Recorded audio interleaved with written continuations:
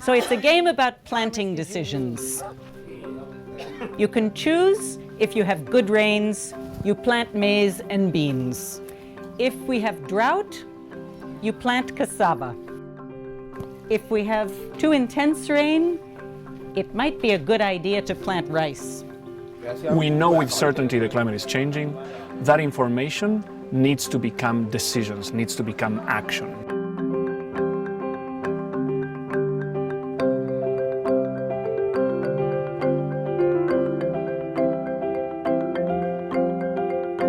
Five, 4, 3, 2, 1, stop.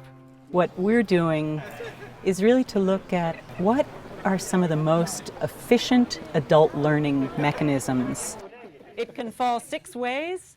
But within games, we can actually construct little vignettes where people are forced to grapple with trade-offs. And the trade-offs are, of course, sort of a caricature of reality, but the experience is yours, it's a gut experience. There's new forms of dialogue between the meteorological experts, the Red Cross volunteer, the subsistence farmers.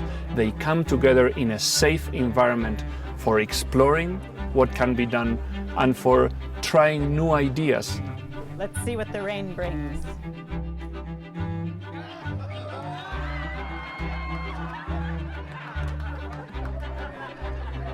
It's serious fun. You can see everybody's mind is at work. They're cranking the numbers, they're estimating risk, they're making choices. If you are wearing a bracelet, you are a man. You are walking in the shoes of a man. If you are not wearing a bracelet, you are walking in the shoes of a woman.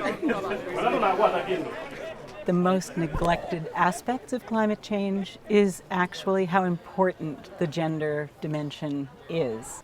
When we start the game, it's not going to be equal for men and women.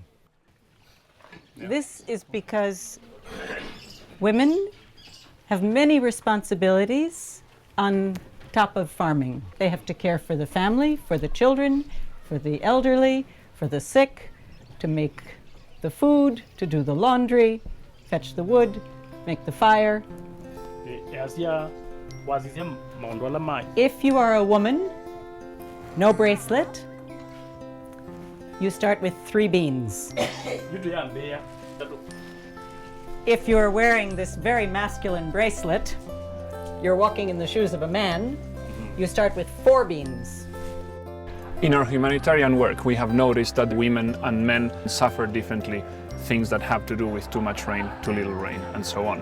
What we have noticed is that generally there is exclusion that is not favorable to women, and thus they are more vulnerable to extreme events.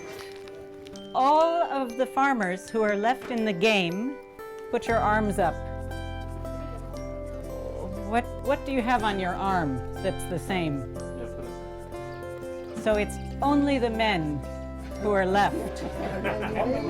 We have observed this in Bangladesh, in Mozambique, in Guatemala, in rich cities, and we think that gender offers not only a lens to look at impacts, but also a lens to look at opportunities. How can we help the talent of women become more visible, become more actionable, and become more meaningful to the work we do?